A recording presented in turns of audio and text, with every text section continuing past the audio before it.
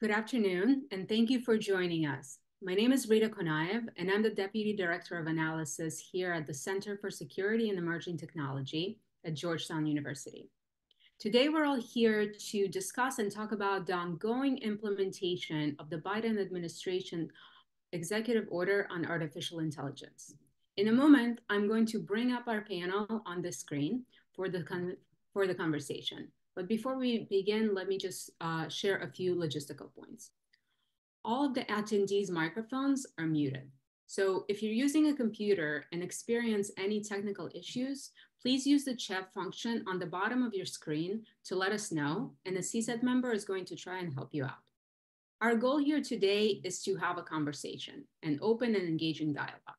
So as questions come to you and come to mind, please begin sharing them in the chat, and we will get to them as soon as we can and to as many of them as possible. And now let's dive in. I want to introduce our panelists, and I think this is the best group that we could put together to give us a comprehensive assessment and an analysis of where we stand now, 90 days after the Biden administration has issued its landmark executive order on the safe, secure, and trustworthy development and use of artificial intelligence. I'll start with Dr. Heather Fraiche, who's a senior fellow here at CSET, and she is leading our line of research on AI assessment, looking at all things that are related to how we can reduce risks and mitigate harm from artificial intelligence, and ensure that we have appropriate and robust testing protocols and standards for these technologies. Next, we have Jack Corrigan, who's a senior analyst focusing on innovation and competitiveness, as well as the role that AI companies play in the tech development ecosystem. Jack's most recent work is focusing on different approaches to AI governance, trying to understand the broad spectrum of authorities and policy tools that we have, and that we're also going to need in the future as we integrate AI into different elements of society and our economy. And finally, we have Luke Koslowski, who's a research analyst on our AI workforce team. He has done some of the most impactful work that looks into the skills, the capabilities, and the institutions that we're going to need to have in order to educate, cultivate, and retain AI talent, as well as to better understand how this technology workforce and broader society can be prepared for this future where AI is both essential and ubiquitous. So before we get into a conversation about where we are today, I want to take a step back and ask our panelists, each one of you based on your areas of expertise, to look back and tell us at a high level some of the key provisions, actions, and directives that are included in the executive order as they relate to your particular area of expertise. Maybe tell us also one or two things that you were particularly excited about or found to be the most important and significant. Let's start with Heather, then we'll go over to Jack and finish up with Luke. Thank you, Rita. I'm really happy to be here today. So as someone looking at AI assessment, you tend to have high-level things that need to be answered. What are you going to test? And what are the resources? And I like the EO because it's trying to address both of those.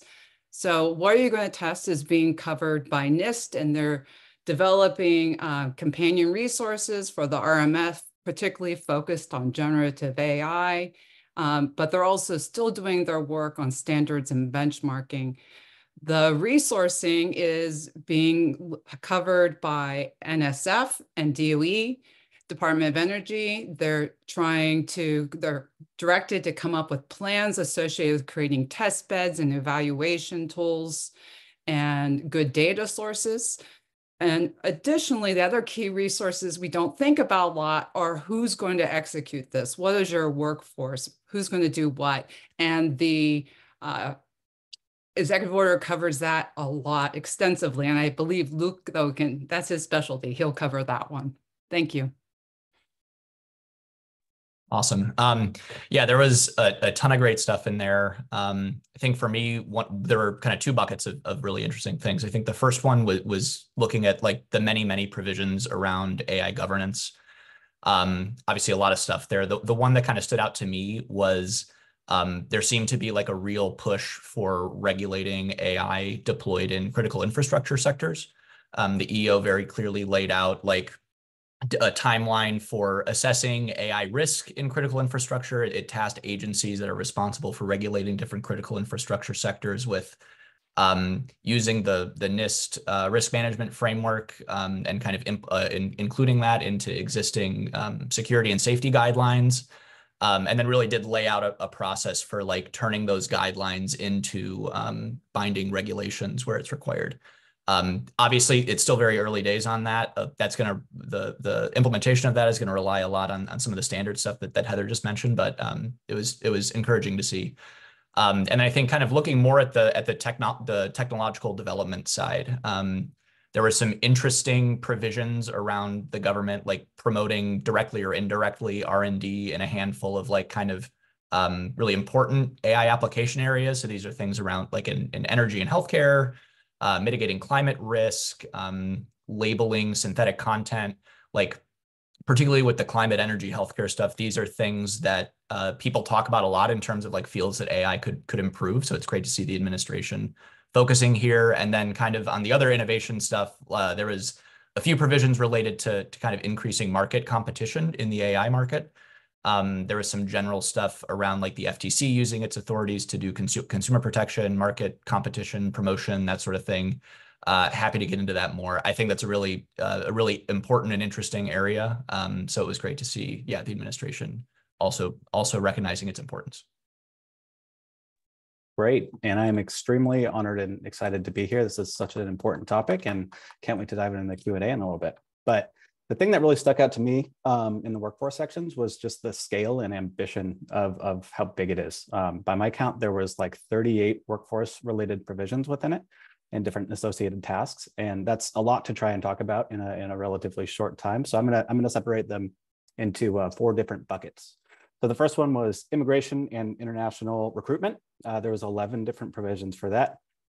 This largely fell to DHS and state, and it kind of talked a lot about various visa programs and stuff like that. The second bucket is building the national AI workforce, like writ large. And there were only 3 provisions related to that. And I'll talk about it a little bit later, but it's really hard to do major AI workforce and education stuff through an executive order. The third bucket was the impact of AI and worker protections against AI. So there was 5 of these, and they were tasked almost exclusively to labor, and they asked for reports on the impact of AI and then some of the current or potential federal programs to help mitigate negative effects on AI on workers. And then the final one is increasing the federal AI workforce. And there were 19 different tasks and provisions in this. So a lot of stuff to dive into, which is great because in order to effectively implement a lot of the non-workforce provisions, you really do need a critical mass of federal workers with knowledge of AI to understand what and how to do what they're been asked to do. So on this one, the federal AI workforce growth, there are about 1 million different agencies and task force and working groups that are involved in the different features of it. And I'll dive into some of the details on that a little bit later on in the webinar. Thank you, everybody. Luke, I really like what you said about scale and ambition, and not just obviously on the workforce side, but all the elements that you addressed, the 3 of you, looking at how to deal with risk, how to deal with private companies, how to look into regulation, and the fact that there's so many different federal departments and agencies involved. But of course, we cannot expect a single document, however robust and comprehensive and ambitious, to do everything, especially when we take into consideration that AI is going to impact essentially every sector of our economy and our society. So I'm curious as to what do you think is missing from this executive order? What are some notable gaps when you were reading it and tracking it now that kind of gave you a pause? And let's start again with Heather, go to Jack, and then over to Luke. So I think the thing that stands out to me, and a lot of people don't realize, is a lot of the directives are actually telling people to make plans or to develop guidance that And that's an important step. We don't want to gloss over that this isn't a significant thing to do and that's not necessary. But this doesn't mean that a lot of these safety measures, a lot of these process to ensure responsible AI systems will be actually implemented. That's another further step. And the big thing that we require for that is funding. Now, still, that being said, this is what, one of the limitations of an EO. It doesn't mean the EO was deficient. It just means this is what an EO can do, and it did what it can do, but it is not alone going to solve our problems.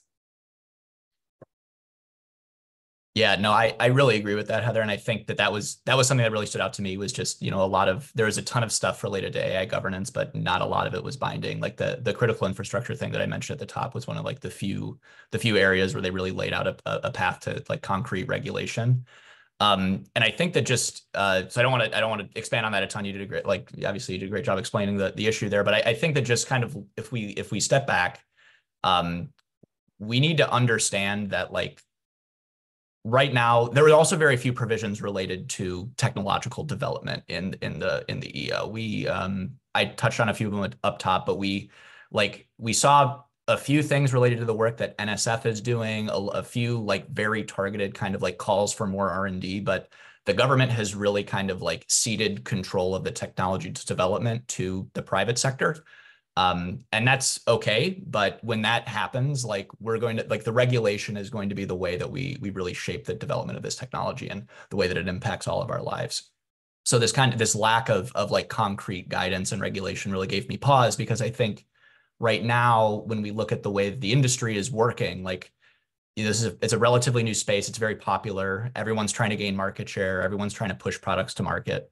And I don't think that we should expect companies to do anything to slow down that product cycle, the development cycle, unless they are explicitly required to do so, potentially under penalty of punishment or regulation if they don't. So I think that like if we want to influence the trajectory of this stuff, we're going to need agencies to start looking at ways that they could use their existing authorities to regulate the development of this technology, to mitigate risks where they can. And then like through that process, we can identify some of the areas where we might need additional legislation and that sort of thing.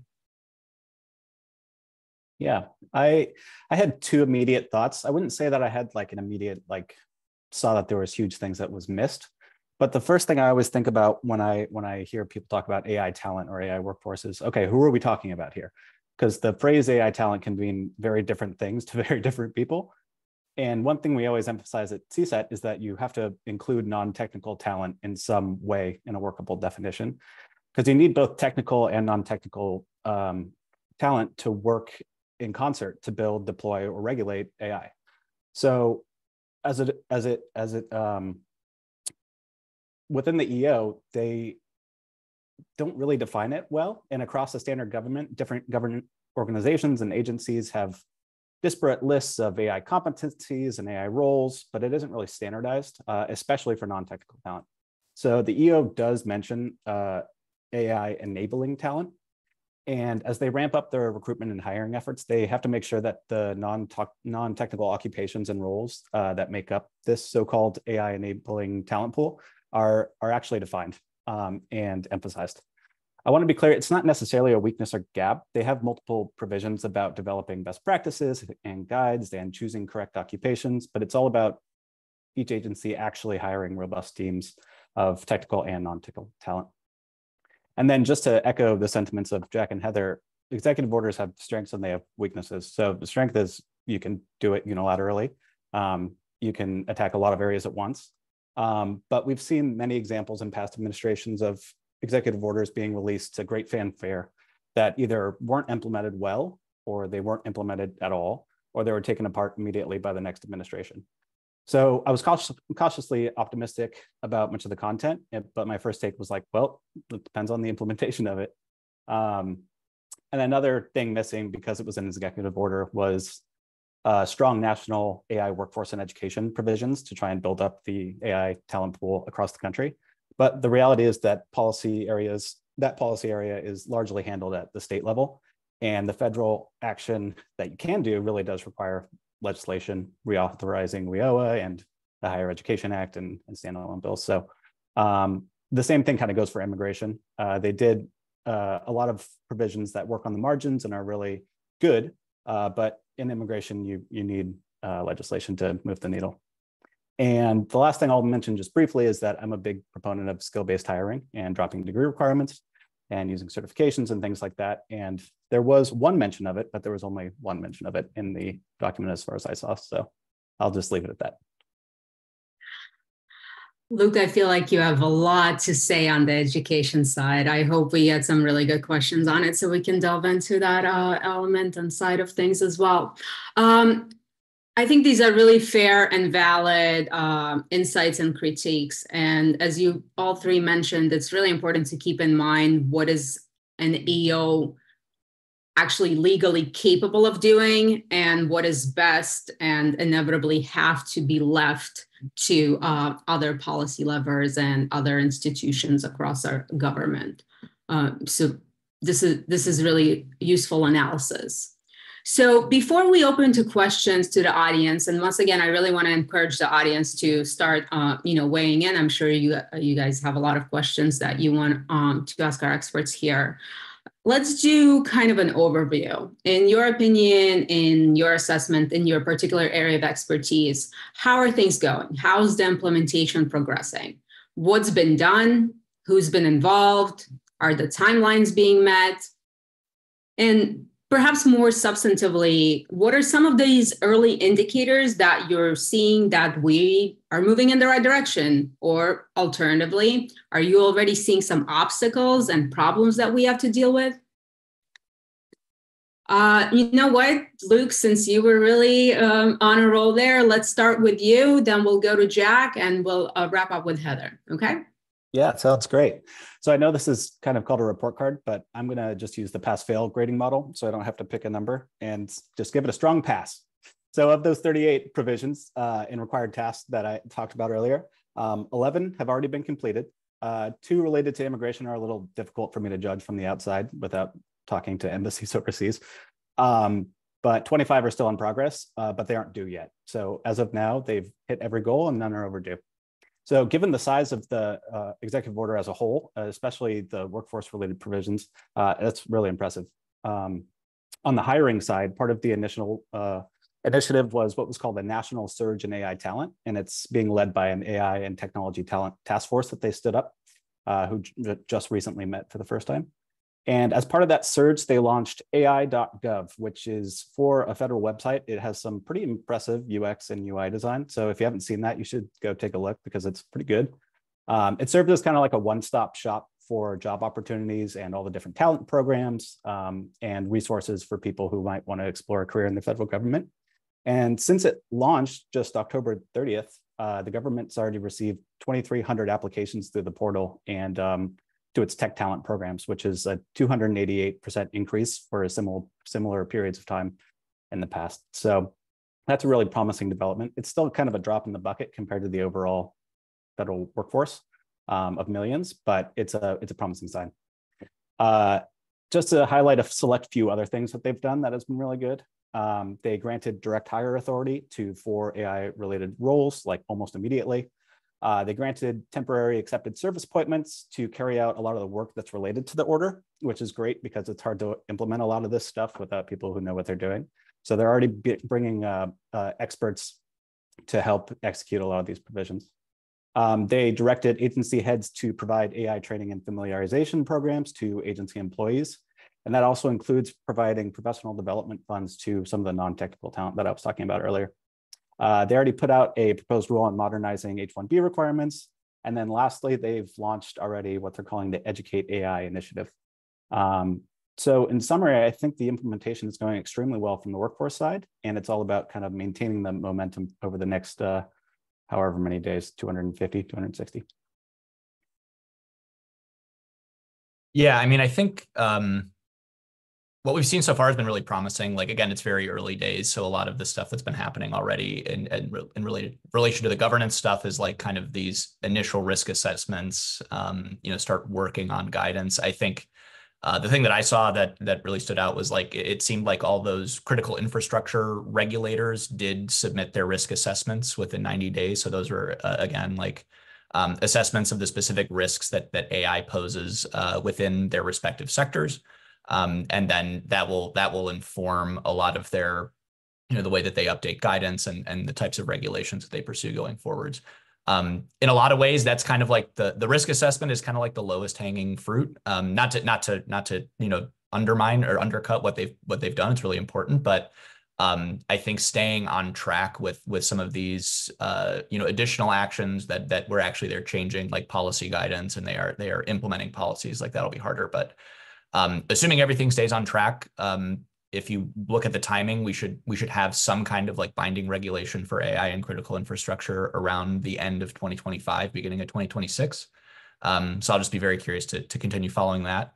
And I think another thing that's kind of like I'm hesitant to draw a direct line from the EO to this, but the EO did task the Federal Trade Commission with doing a like using its authorities to promote competition in the AI market. And again, I think that's really important. The structure of the market will influence the types of technologies that get developed and determine who reaps the benefits of that technological development.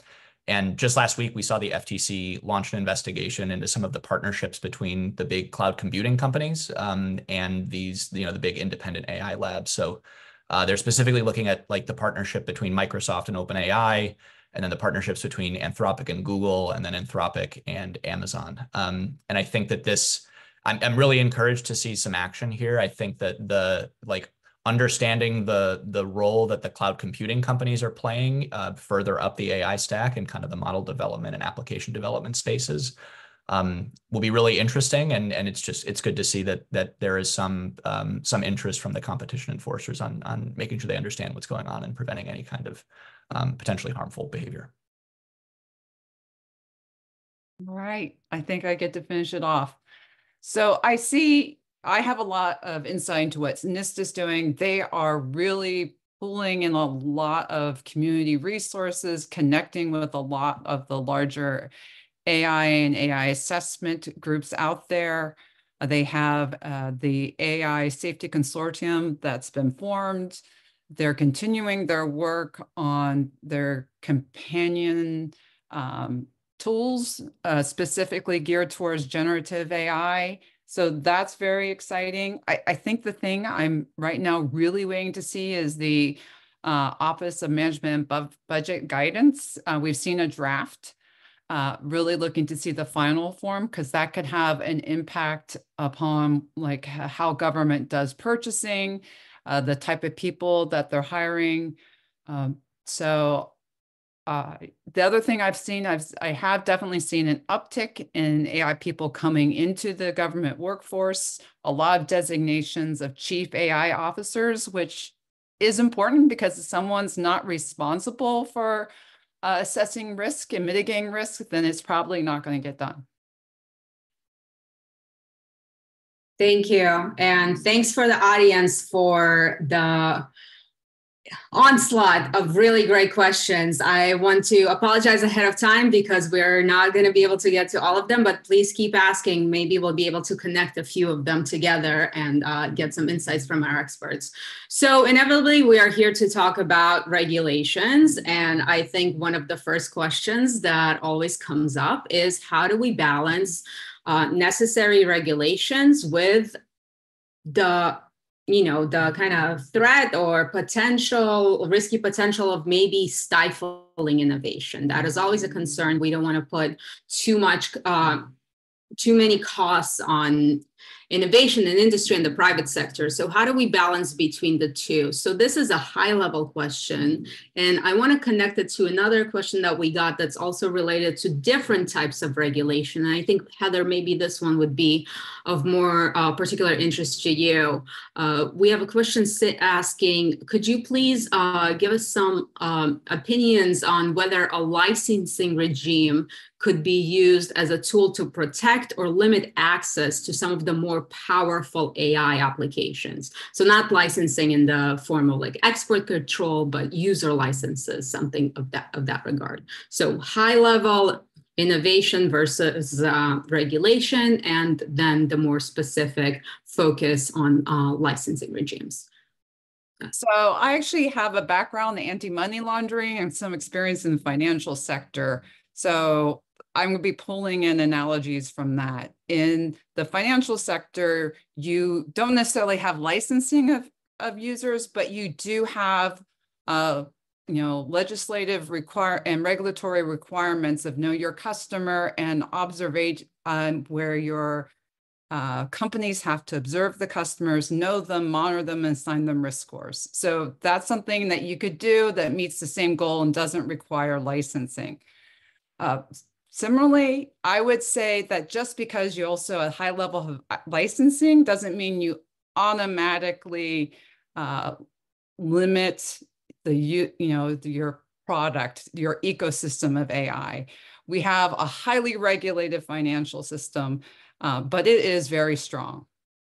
And I would say it is strong because of the regulation, because we know we can trust it.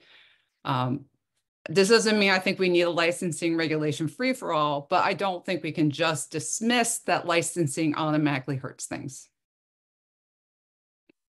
Yeah, and I could take a stab at kind of that broader question, looking at like the trade-offs between innovation and regulation. I think that there certainly is a trade-off, like in a lot of situations, regulation could, redirect resources away from more innovative activities. It could, increase the cost, like increasing costs of compliance is a challenge, especially when you have like a pretty nascent industry and a lot of companies that don't have a ton of resources and that sort of thing. But I think if you look at some of the regulations that have been discussed and proposed, like the licensing regimes and some of the stuff around like really high performance models, the companies that would be subject to these regulations are very large. I mean, the largest companies in the world, and incredibly well resourced. So here I'm thinking about Google, Microsoft, Amazon, that sort of thing. These are companies where it's very, very difficult to influence their behavior as the government. The government kind of has different tools for doing so. A lot of them, you could kind of generally characterize them as carrots and sticks.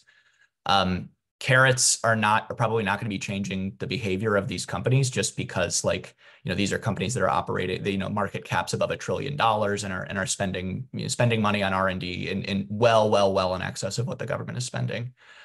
So I think that if you want to start shaping their behavior, you're actually going to need to start implementing some sticks, some regulations. And, these are companies that do have the money to comply with the regulations. They're spending, tens of billions of dollars on R&D.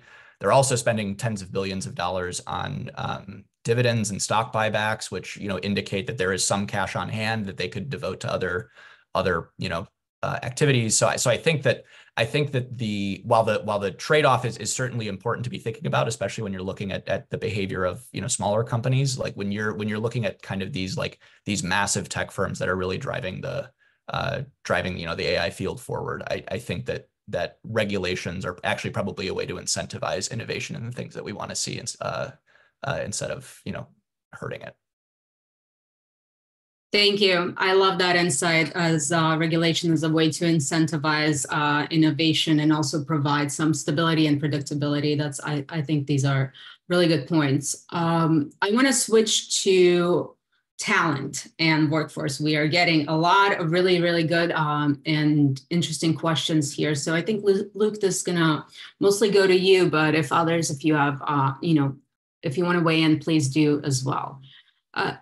You mentioned in your overview of some gaps in the EO, the question of education. And I know that CSET has done some really interesting work and really compelling work on some alternative pathways to education and workforce development. So we have a question that is asking, what certifications would you recommend for non-technical talent professionals who are interested in entering the field of artificial intelligence? Maybe I'm one of them. Maybe we have a few from around here as well on this panel of experts who kind of pursued this path as well. And particularly focusing on areas like privacy, governance, and some related aspects. So if you want to speak to a few of those, that would be great. Yeah, if if the questioner is asking because they want advice on which one to go get, I apologize because I can't help you. At the moment, AI-related certifications are kind of like the Wild West. There seems to be a new one every other day. Employers have a tough time sorting out which ones are legitimate. The earners don't know before they start them what the knowledge is and skills that they imbue.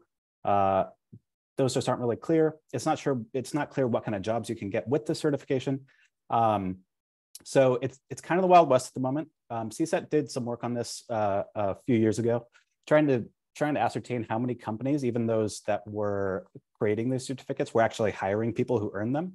And we found that a lot of the biggest companies, in fact, I think it was only, I might get this number wrong, so don't quote me, but I think it was only 4% of people who were hired into AI roles did so with just a certificate. They were almost exclusively used to move laterally or up within a company, but they already had a job at the company and a 4-year degree. So it's kind of an issue. But the good news is that the US government and the US writ large has dealt with things like this many times before. The thing I always point to is this is kind of like how cybersecurity was in the early 2000s, where it's a new field. There's a lot of certificates popping up. There's a huge demand for the workforce, but it's unclear of what certifications are good and good for what, and what the work roles needed are. So the federal government at that time, in collaboration with industry and academia and nonprofits and certification organizations, developed what's called the NICE framework.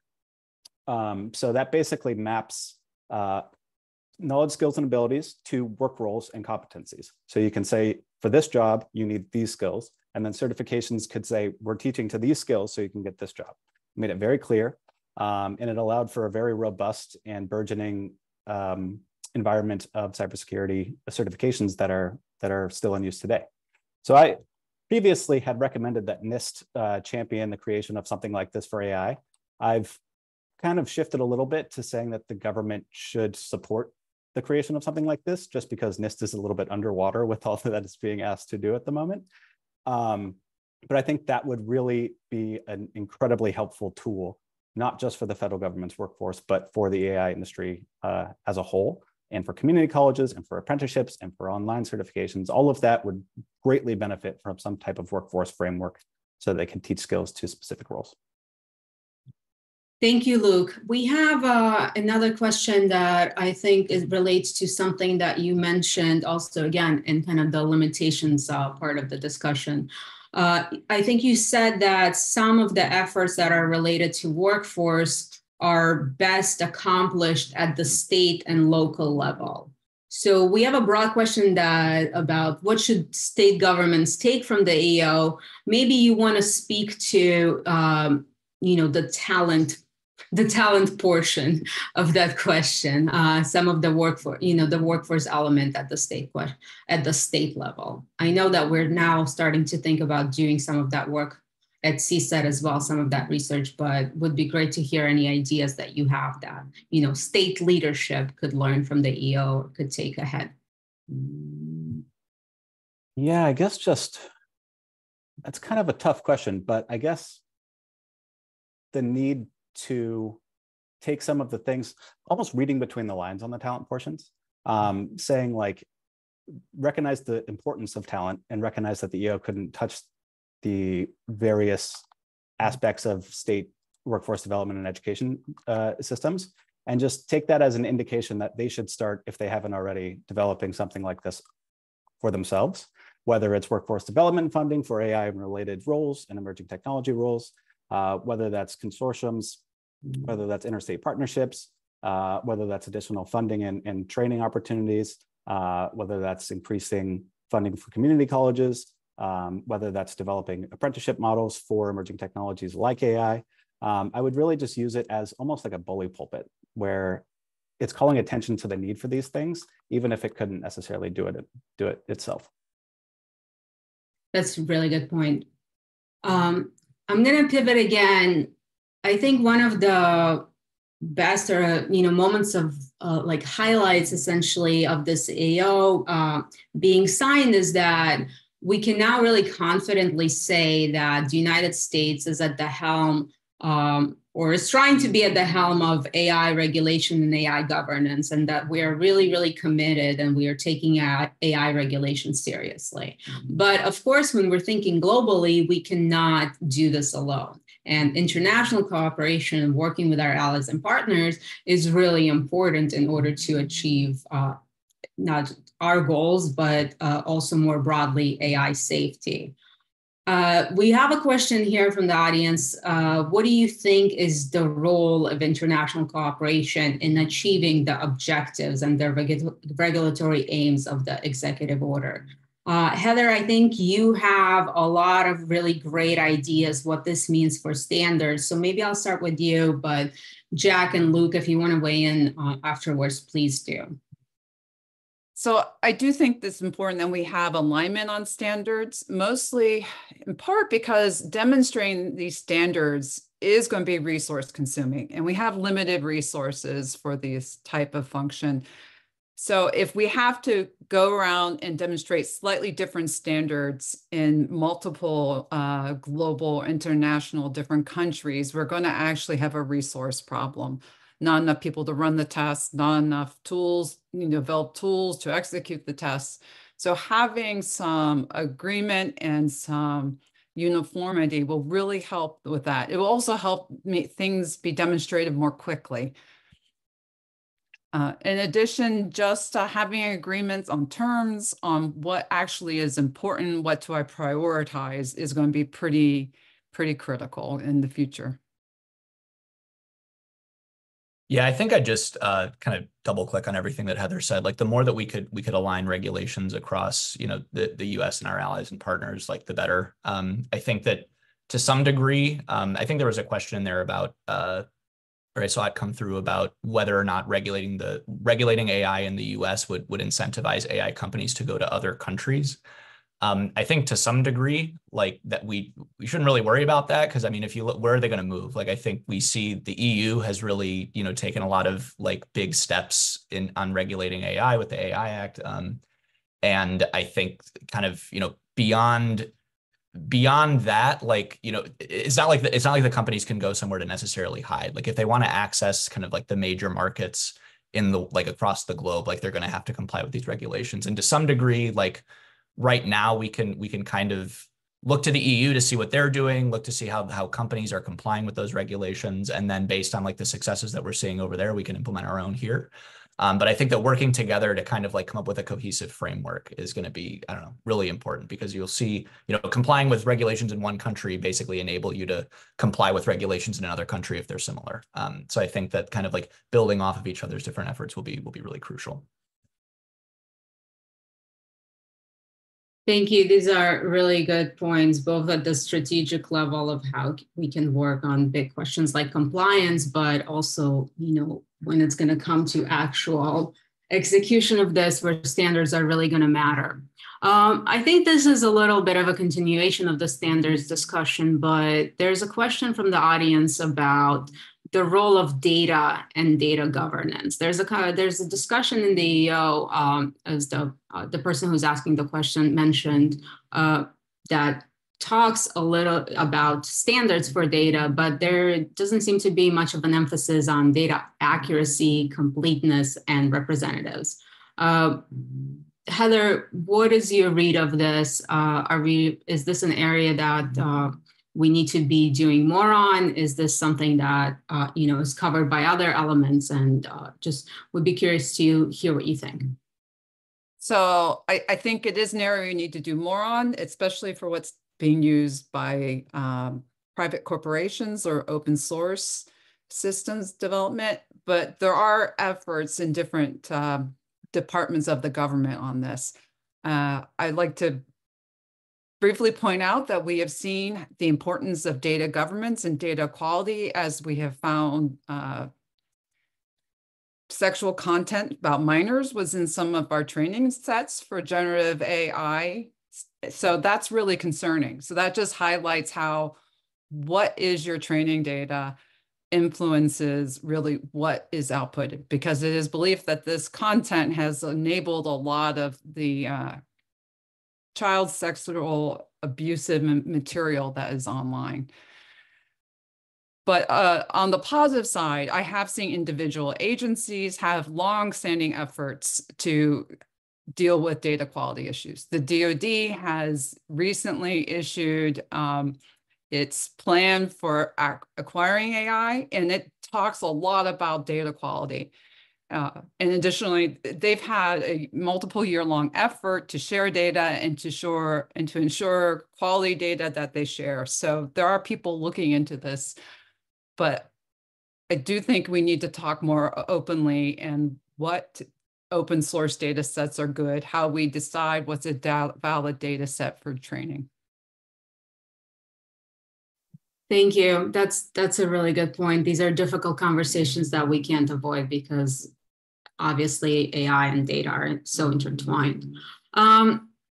I want to go back to something that, Jack, you said in your comments that there's a question from the audience about. So you mentioned that the government has essentially ceded technological development to the private sector. And I think, and correct me if I'm wrong, you're essentially speaking about that graph that I think a lot of people are familiar with when we're seeing the trajectory of government investment in research and development kind of go down like this, while the trajectory of investment from the private sector go up in a pretty steep kind of incline. And that's just the reality of things right now. But the question here is, do you think that the agencies, the federal agencies, the federal government are using the AI executive order to make an argument that we need to bring tech development back in-house into the government and to maybe focus on driving artificial intelligence into high consequence applications like those evident in national security? Or is this something else? That's a great question. Yeah, and I think if I could just elaborate a little bit on kind of that X graph that you were talking about, like since about the early 80s, we've seen the private sector outspending the government on R&D like 4 to 1. 4 to 1. I think in AI, like the gap is even bigger. I think, it's hard to get concrete numbers because AI is such a broad field, but estimates that I've seen, it places government spending on R&D in AI at around like 3 billion. And if you look at the amount of money that's being spent on R&D in the private sector, like just kind of like the four big players like Microsoft, Google, Amazon, and Meta, I believe collectively spent like 170 billion on R&D in 2022. Obviously, not all of that went to AI, but I would guess based on everything that they've been, like the CEOs have been talking about, a significant share did. So, I mean, that just kind of gives you a scale. Like you have the private sector outspending, 30 plus times what the government's spending. I don't see the EO as the government trying to like reassert its control over the AI innovation. There were, like, as I had mentioned at the top, like a few provisions related to incentivizing R&D in like particular areas that the government considers to be, high impact. And I think that historically, I mean, you've seen the government continuing to invest in areas of high impact. Like we still do, like the policymakers still do spend on R&D. So I don't think that's anything new. I guess what I'm saying is, there were not a lot of like large provisions related to driving investment into these areas. So I think that the way that I read the EO is it kind of recognized that the private sector is the epicenter of AI development. I don't think that the White House wants to change that. I don't think that, like, I personally don't think that agencies should be the ones that are really driving it at a high level.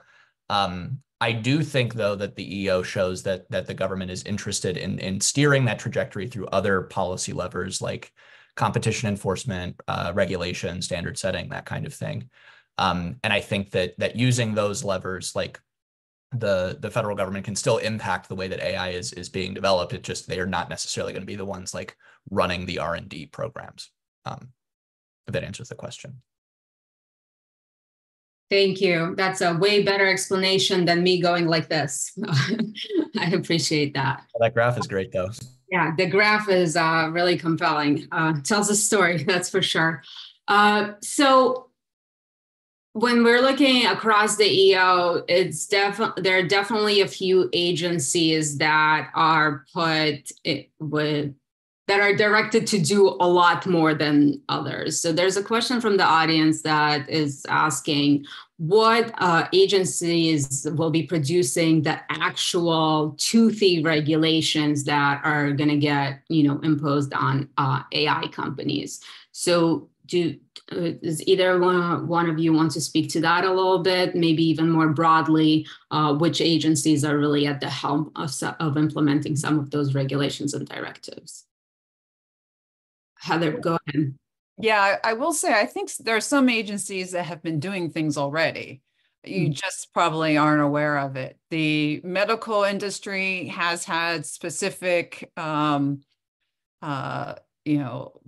it has teams already looking at AI for medical tools. So that's been around for a while because they don't see AI as like anything that, exempts. It's already covered. It's a medical tool with or without AI.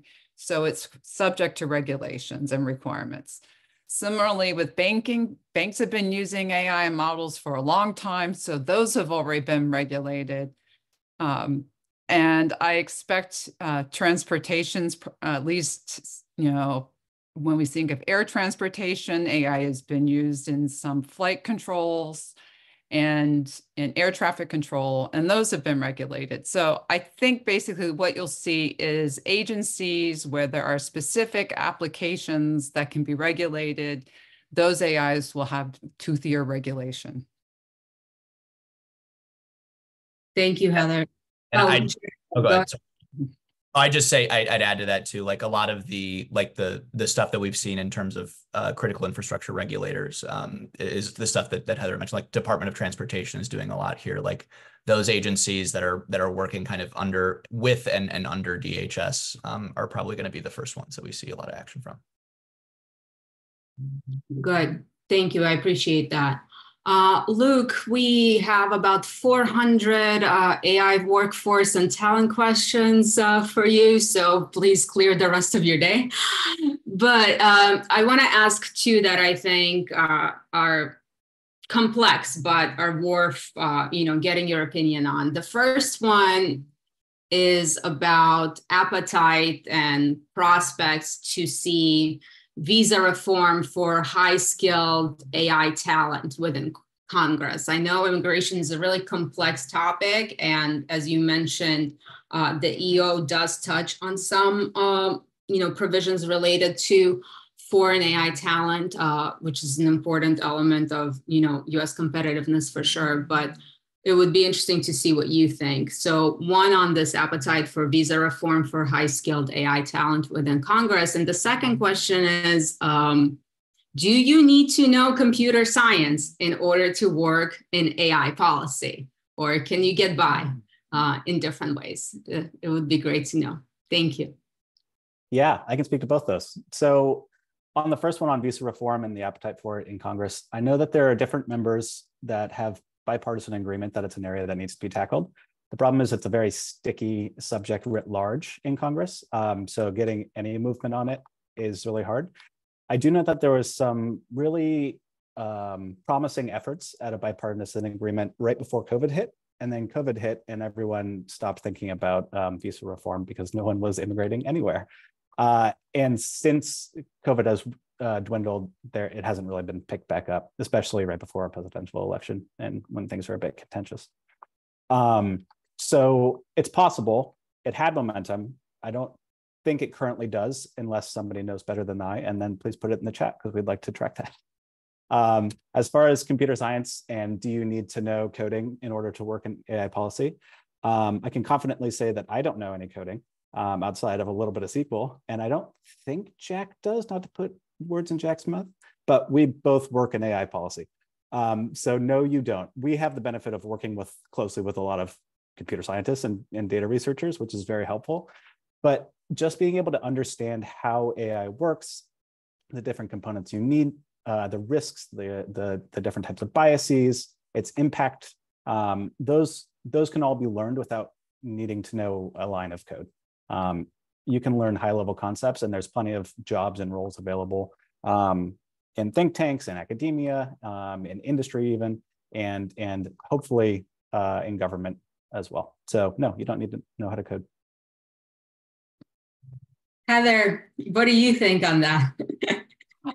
I think we need both types, to be honest, and it may be depending upon what you're studying. I definitely come from a coding background, but my degree was not in coding. I had to learn it for previous roles before this. I do find that if you want to be able to understand just feasibility of certain things, or to understand the significance of a development in AI, it can be very useful. So you can learn to code at the same time that you learn AI policy too. Don't forget that. It's something you can pick up. And I would say the kind of the step-by-step logic and understanding coding is also something that's useful for policy analysis. Yes, I will concede the point, Heather. I did not mean to say that you shouldn't learn coding, no. just that you do not have to. And that's the benefit of technical and non-technical talent working together. Because if I want to know the impact of an AI development, I just go ask Jacob. Yeah. I don't know. I heard that I don't have to learn coding, and I'm gonna, choose to hear that. But no, seriously, great points, great perspectives. While we're on the topic of learning, there's a question here that is interested in learning some more of your insights on how the executive order is going to be affecting AI education in the United States, whether it's through the Department of Education or more broadly. We know that AI literacy is going to be really, really important for students and U.S. leadership moving forward. I know that you talked a little bit, Luke, in terms of AI, the education emphasis not really being very clear in the executive order. So maybe you can weigh in, maybe why it's missing, where it can be gleaned from going forward, and just, reflect on this topic a bit. Yeah, the EO really didn't touch on AI education at all, outside of one saying that agency heads should provide training tools for its current workers. And then two, saying that NSF should prioritize its current funding opportunities to emphasize AI education, which is where the Educate AI initiative that I mentioned came from. But basically, that's just a reorientation of two existing programs, re-emphasis and kind of aligning it specifically to AI. Part of that is because the EO, it would be difficult to do anything education-based through an EO. And the other is that the Department of Education as a whole is kind of secondary to state education agencies. That's just kind of how it works. It is really good for data collection, for data synthesis, for data analysis, and for large funding buckets, but it's not particularly well suited to be the agency to lead the charge in AI education reform and growth. That said, there was one bill in Congress that was called the AI Digital Literacy Act, came out in December. I think it's still in the House, but it was redefining digital literacy to include and emphasize AI literacy as well. And that would allow funding for existing pots of money that use the language digital skills or digital literacy to be able to redirect that fund, those funds, in order to promote AI education at the K-12 level. So that was a really promising bill that was introduced, and things like that are very possible. Thank you. Always want to end on a kind of a hopeful note when you're talking about education, that's for sure. We are almost at time, and I want to give our panelists the opportunity to say a few closing remarks. And I'd be really particularly interested in knowing, what are you going to be watching in the next 90 days? What do you think is really critical, really important that gets done as we move forward? And yeah, just what's on your mind as the next 90 days roll in?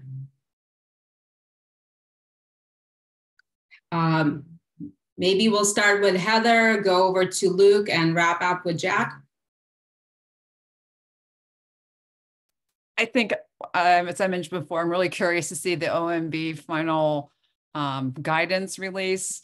Really curious about how it might, if there's anything in there about contracting or guidance on people being required to adopt the NIST RMF, because that's something that's going to have a lot of impact if those are in there. Thank you.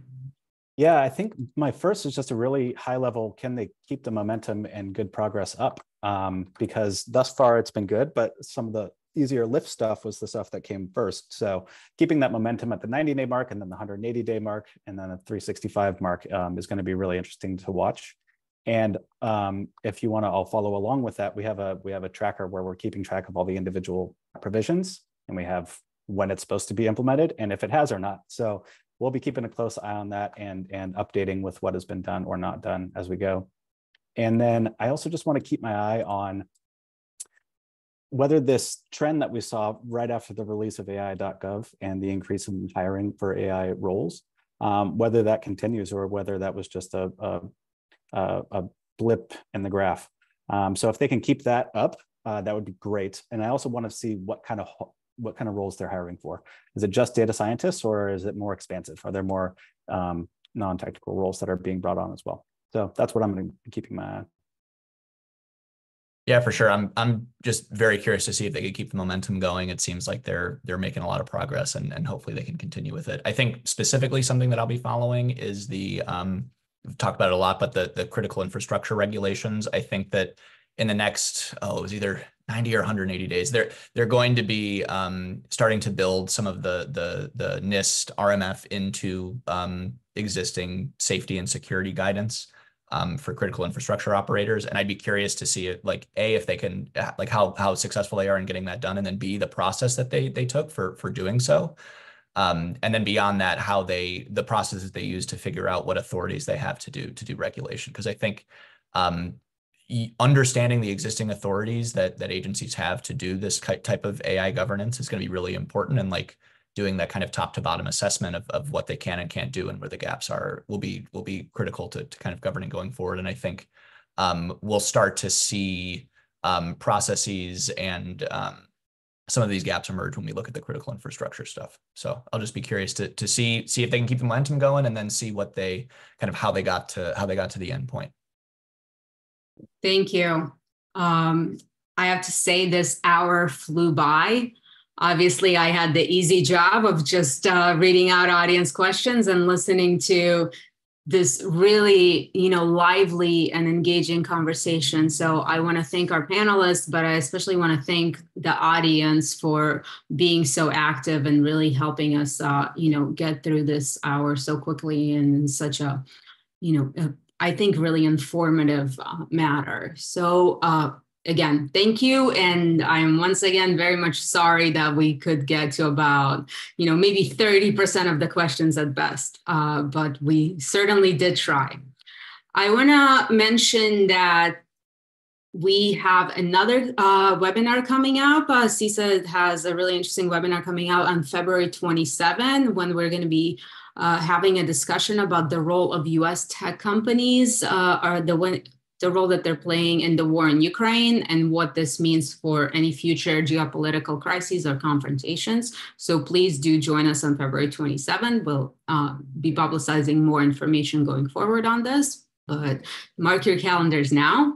And in the meantime, you can also sign up for additional updates from CSET and more learn about us at cset.georgetown.edu. I hope you had a really good conversation with us today, and thank you for taking the time for joining us. And I hope you all have a good day, and we'll see you next time.